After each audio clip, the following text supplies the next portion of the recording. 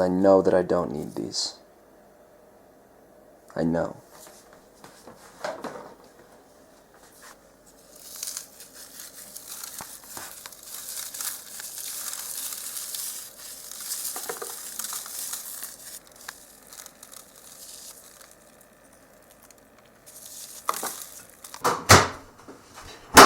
Nikki P is back! Woo, woo, woo, woo, woo. I am strong. I am proud. I am happy. I'm fucking losing. I am down upon my luck. Look at me. Look at me. I am dirt broke. I don't have a job. My license got suspended. So we're gonna take this journey together. Nothing's working out in my favor! Let me tell you a story about a man who was down on his luck.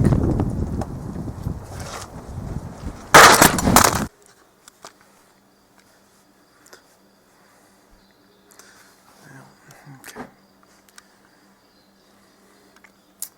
Wow. It has been quite a fucking day. So, this morning, I was sleeping over at a friend's house for a friend's birthday, and I kept coming in between consciousness and slipping back into dream state, which happens to me sometimes, especially when I'm having nightmares. And I learned when I was a kid how to wake myself up, which caused some weird psychological problems where when I'm in a bad situation, my instinct is to think that I could get out of it by just escaping reality entirely. So that's something for sure. But basically, I was going through these levels of dreams where I would try and wake myself up, but then I'd still be in a dream. Like Inception type shit. And I felt so stuck, and that feeling of looping, of it just keeps, and every time I'd wake up, I'd just get to a point where I thought that it was real, and then it would be revealed to me that I was still in a dream, which is kind of reminiscent of the Teen Wolf season, where Styles is Void Styles. That shit scared the fuck out of me because all of this stuff is deep rooted fears. But anyways, so I woke. Oh, and then at the end of the dream, two of my friends were looking at me, kind of in pity and disgust, and one of them said, "You're so high," which the subtext was very, very much at the forefront of my perception of it, but it was really them saying "You're fucking crazy," which is weird that those are kind of synonymous in my head. So then I woke up, and, well, kind of. This happened to me yesterday too, in a different way, but I wake up and immediately feel the pressure of existence and the weight of having to carry it all around. And I just want to go back to sleep, which is crazy because I had just come out of my worst fear in a nightmare form, and real life was still harder for me, so that's a lot. So I slept for a little while longer, and when I'm in those states, while I'm asleep, I know that I'm just kind of postponing reality. So I finally tell myself, kind of in my sleep, that I need to take it one step at a time. I need to get up So I get up and I go through the day.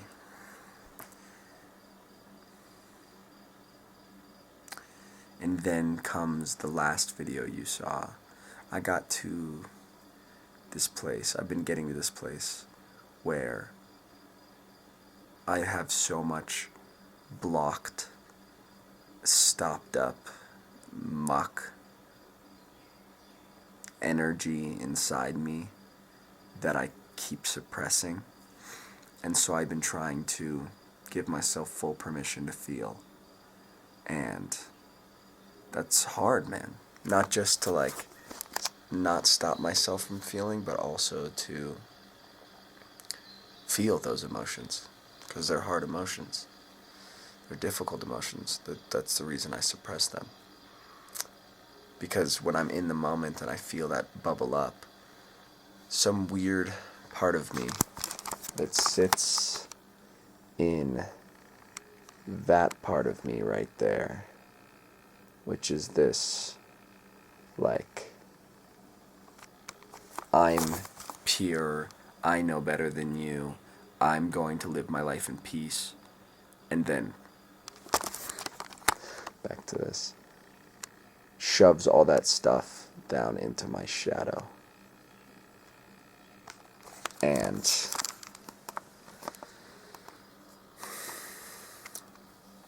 so I've been trying to let that shadow stuff out, which has been interesting because I've been having conversations with my shadow self, with that part of me, trying to identify from both sides and have full communication, because I was called to reconcile that relationship, and the only way through that is communication. And so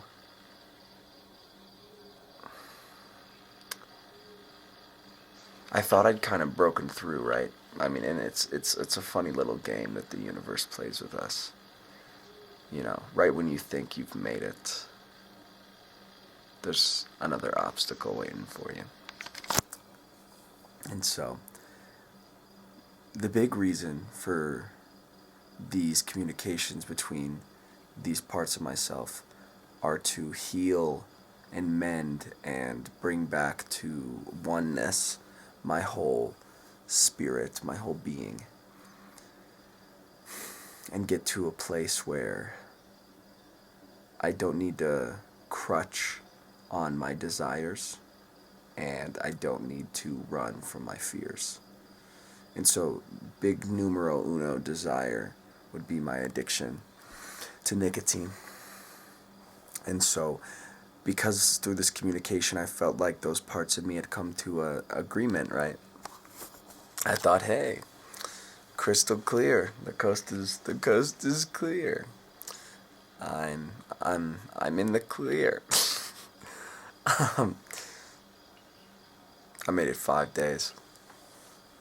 And there comes the desire sneaking back in. And like, almost, it's super interesting. I feel like I can't even catch it. Like, when that feeling comes in, that feeling of I need this thing right now, my brain gets so clouded that there's not even an opportunity for me to have that conversation with myself and think about what the right decision is.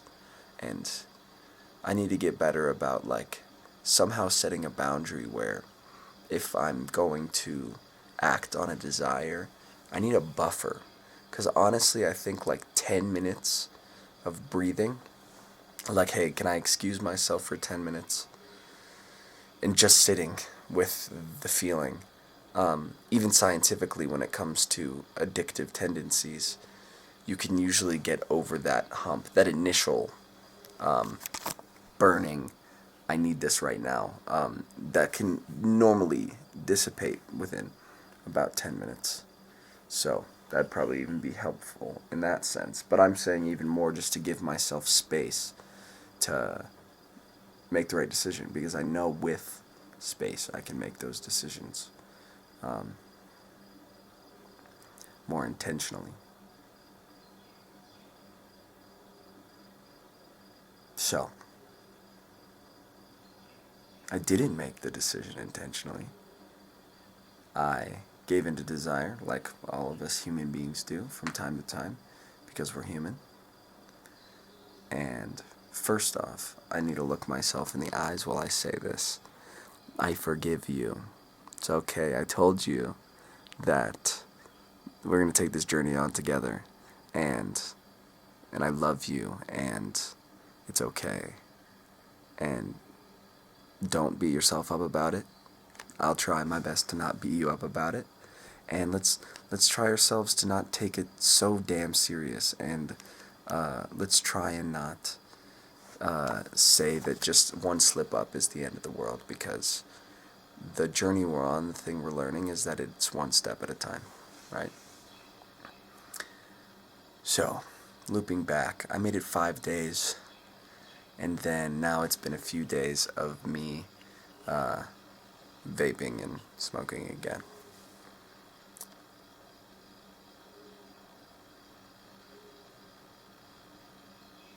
So, a lot of this pain and emotion that I've been dealing with, mostly relationally and a lot internally, when it comes to, like I've been talking about, my fears, my fear of being alone, my fear of being crazy, the realization that I am a lonely, scared kid, and looking that looking the monster in the eyes, and all of the emotions that come with that, and then all of the emotions that come with dealing in relationships with other humans and other souls and other hearts, and carrying the weight of wanting to do the right thing, and the fact that what they do affects me emotionally, and I can't suppress that either. So that all came to a head in that beautiful moment where I let as much as I could in that space go. And I guess I could say I feel a little bit lighter. A teensy-weensy bit lighter. So then after that I made some tea, and I went outside, and my intention was just to drink this tea and sit in the sun. And then the sun started to set a little bit, and I started to get cold, and that fear crept in. And it's funny, it seems like such a small aversion, and I've been dealing a lot with it recently, but the idea of like being physically uncomfortable, especially with cold. And so I was like, here's an opportunity to not run from it. And all of this pressure that I expressed emotionally right before this was all kind of just weighing on my soul, the way the world is on Atlas's shoulders in the myth.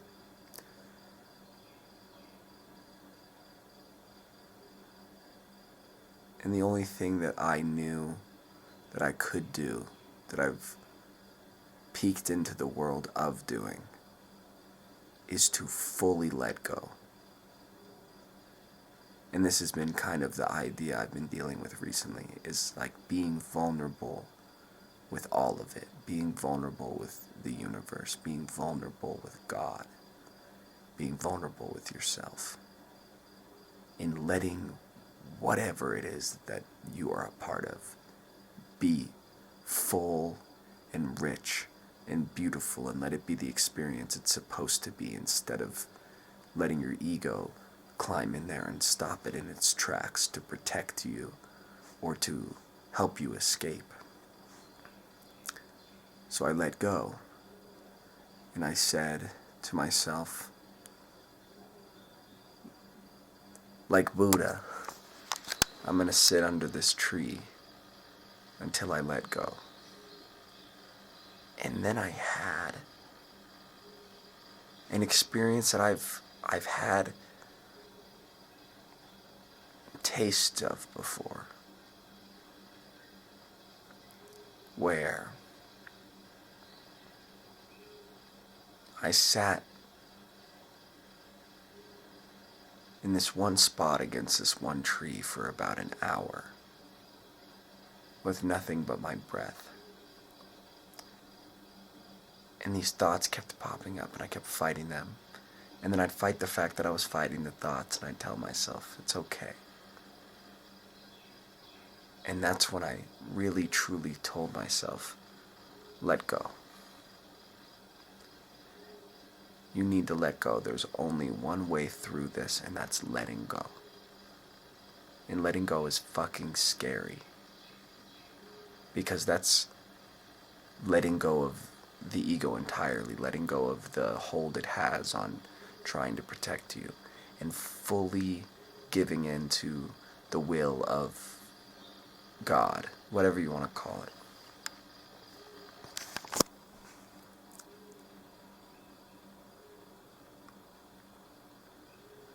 And so many things happen in that moment, but one of them being that I kind of slip away.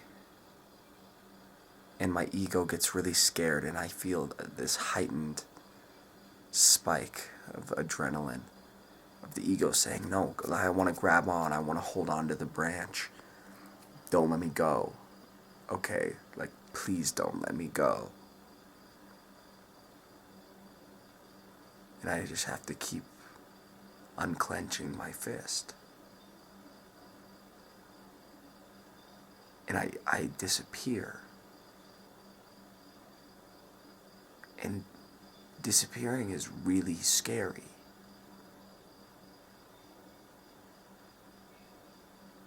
But I have to remind myself, and not just remind myself, but be sound in the fact that I trust that disappearing is the right thing to do, is the only thing to do.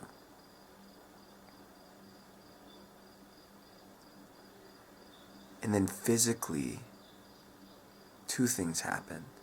My body feels so heavy, like there's gravity on all sides of me, like I've been consumed, like I'm once again not bounded by my human form, that my skin is not where I end and the rest of it begins, but it's just another part of all of it.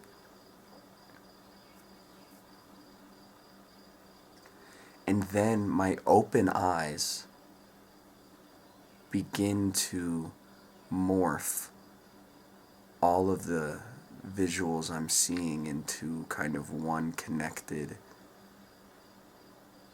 plane, until it gets to the point where I slowly start to go blind. And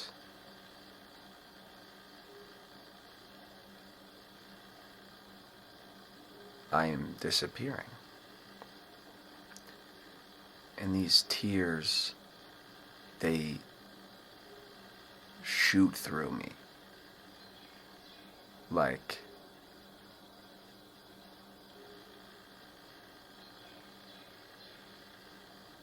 the last bits of me are mourning myself.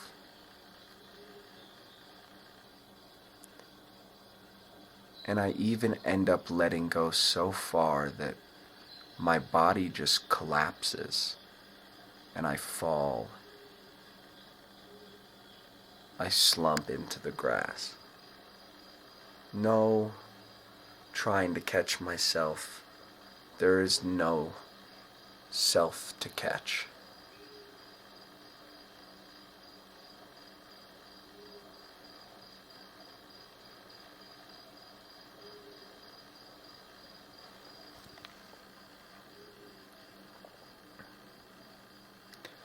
And then, funny enough,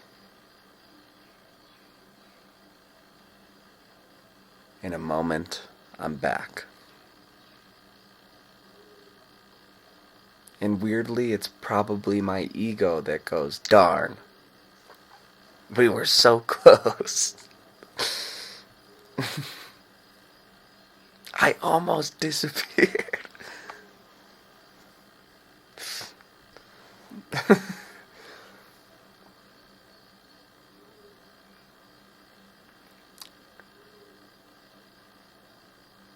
But it's just the journey. And it's another step, one step at a time. But it's been quite a...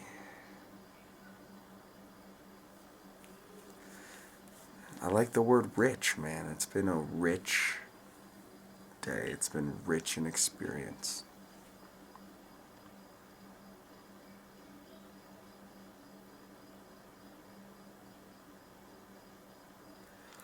I'm not quite sure where the future takes me. I'm actually not sure at all. And the future isn't even real, so...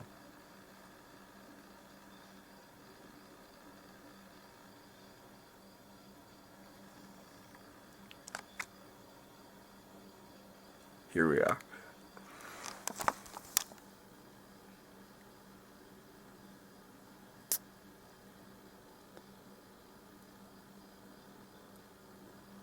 We are ripe for the freeing.